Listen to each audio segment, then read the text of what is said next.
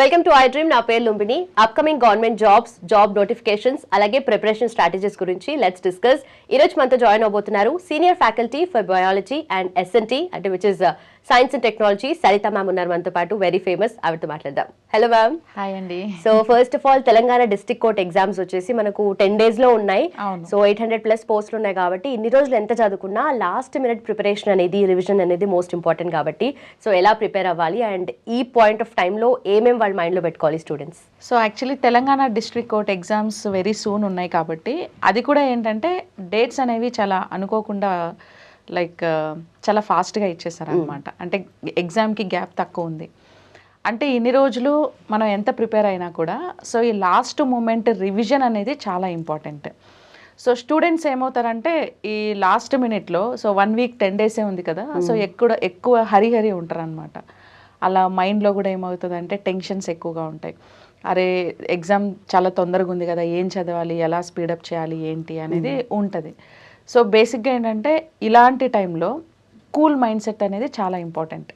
అంటే number of days ఎన్ని ఉన్నాయో దాన్ని బేస్ చేసుకొని, నెంబర్ ఆఫ్ సబ్జెక్ట్స్ ఎన్ని ఉన్నాయో పక్కాగా ప్రిపరేషన్ స్ట్రాటజీ ఒక టైం టేబుల్ ప్లాన్ చేసుకొని సో రివిజన్కి ఒక్కొక్క రోజు ఒక్కొక్క సబ్జెక్ట్ రివిజన్ చేసుకుంటూ రావాలి. సో రివిజన్ ఎంత ఎక్కువ చేస్తే సబ్జెక్ట్ అనేది అంత ఎక్కువ గుర్తుంటుంది ఎగ్జామినేషన్లో. And at least each and every day minimum so 100 to 150 questions ఎంసీక్యూస్ని పక్కా ప్రాక్టీస్ చేయాలి ప్రతి సబ్జెక్ట్లోనూ. ఇక్కడ జిఎస్ అండ్ ఇంగ్లీష్ ఈ 2 సబ్జెక్ట్స్ మాత్రమే ఉన్నాయి. సో జిఎస్ అంటే ఇప్పుడు మనకి జిఎస్లో మళ్ళీ మల్టిపుల్ సబ్జెక్ట్స్ ఇంక్లూడ్ అయి ఉంటాయి, లైక్ పాలిటీ, హిస్టరీ, ఎకానమీ అనేసి. సో ఓవరాల్గా మనకి సిలబస్లో జనరల్ స్టడీస్ అని మెన్షన్ చేశారు, కానీ అందులో ఎక్కువ వెయిటేజ్ ఏంటి, తక్కువ వెయిటేజ్ ఏ సబ్జెక్ట్ మీద ఉంటుంది ఇవన్నీ లేదు. కాబట్టి ఓవరాల్గా పక్కా ప్లాన్తోని సో ఈ టైంలో అన్ని సబ్జెక్ట్స్ని కవర్ అయ్యేలాగా రివిజన్ చేసుకోవాలి. అండ్ ఇంగ్లీష్ కూడా గ్రామర్, సెంటెన్సెస్ ఇవన్నీ కూడా ప్రాక్టీస్ చేయడం చాలా ఇంపార్టెంట్. సెంటెన్స్ ఫ్రేమింగ్ ఇవన్నీ కూడా.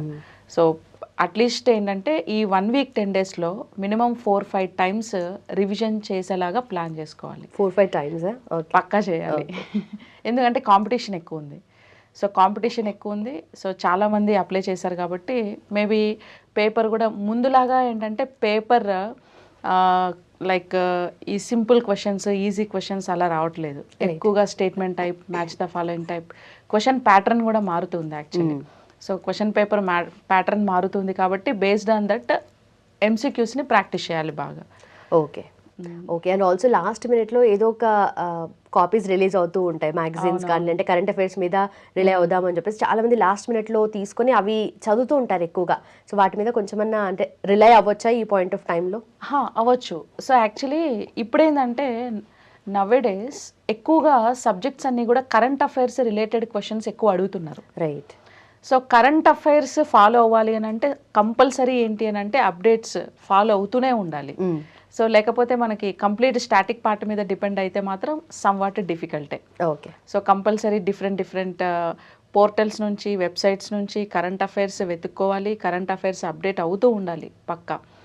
అండ్ ఏంటంటే ఇక్కడ బుక్స్ చాలామంది స్టూడెంట్స్ చేసే మిస్టేక్ ఏంటంటే మల్టిపుల్ క్లాసెస్ ఒక సబ్జెక్ట్కి మల్టిపుల్ బుక్స్ చదువుతారు వాళ్ళు. ఓకే. నేనేమంటానంటే ఒకే స్టాండర్డ్ బుక్ని చూస్ చేసుకొని మల్టిపుల్ టైమ్స్ రివిజన్ చేయమని చెప్తాను. ఓకే. అది ఇక్కడ చాలా important. And one more thing, so multiple ప్లాట్ఫామ్స్లో క్లాసెస్ వింటూ ఉంటారు, ఒక్కొక్కరు ఒకలాగా చెప్తారు, అంతా కన్ఫ్యూజ్ అయిపోతూ ఉంటారు. సో కాబట్టి వాళ్ళు చూస్ చేసుకునే ప్లాట్ఫామ్ అయినా, ఎడ్యుకేషన్ ప్లాట్ఫామ్ అయినా, వాళ్ళు చూస్ చేసుకునే ఒక మెటీరియల్ అయినా చాలా స్టాండర్డ్గా ఉండాలి. సో దాంతోపాటు వీళ్ళు పర్సనల్గా అనాలిసిస్ చేసి కొన్ని అప్డేట్స్, కరెంట్ అఫైర్స్ అన్నీ గ్యాదర్ చేసి దానికి యాడ్ చేసి సో కొంచెం రివిజన్ చేస్తూ ఉండాలి. Right. Done ma'am, thank you so much.